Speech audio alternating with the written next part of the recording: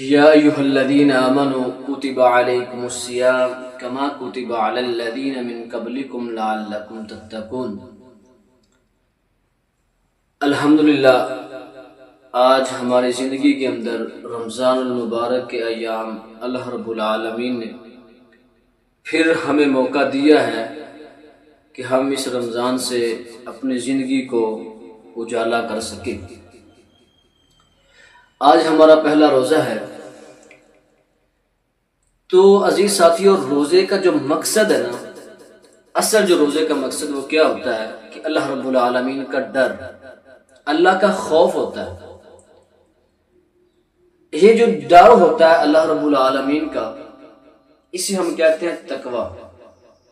تقوی کہتے ہیں یہ محض بھوک اور پیاس کی شدت کی وجہ سے وقت گزارنا، روزہ اس کا نام نہیں ہے۔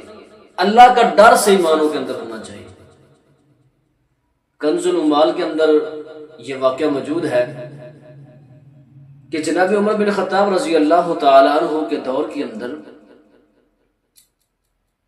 آپ کا دور حکومت، دور خلافت کا وقت جا رہا تھا کہ مدینے کے بازار کے اندر جناب عمر بن خطاب رضی اللہ تعالی عنہ رات کے وقت گشت کیا نا، تو ایک گھر سے نا رونے کی آوازیں آ رہی تھی، کوئی رو رہا ہے۔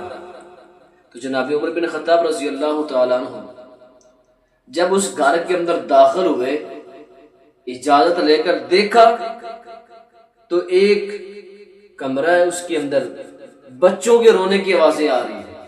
تو سوال کیا اس عورت سے کہ یہ بچے کیوں رو رہے ہیں؟ پوچھا، بتایا گیا کہ بھوک کی وجہ سے رو رہے ہیں۔ تو جناب عمر بن خطاب رضی اللہ تعالیٰ دیکھتے ہیں کہ وہ ایک جو چولہا ہے نا، اس کے اوپر ایک ہنڈیا ہے کہ عورت کچھ پکا رہی ہے۔ تو جناب عمر بن خطاب رضی اللہ تعالیٰ عنہ فرماتے ہیں کہ آپ کیا پکا رہے ہیں؟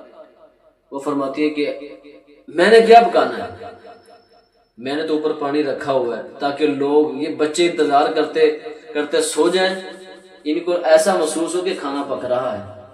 تو جناب عمر بن خطاب رضی اللہ تعالیٰ عنہ، اللہ اکبر، زاروں قطار ہونا شروع کر دیا۔ جلدی سے آئے، بیت المال سے مال و متاع اٹھایا، اس کے گھر کے اندر لے کر آ گئے اور دیا، پھر ان کا وظیفہ جاری کر دیا۔ کنز العمال کے اندر یہ واقعہ مکمل موجود ہے۔ تو عزیز ساتھیوں، کہیں ہم اپنے سیر اور افطار کے اندر اتنے مصروف کیوں نہ ہو جائیں کہ ہم اپنے عزیز و اقارب کو بھول جائیں۔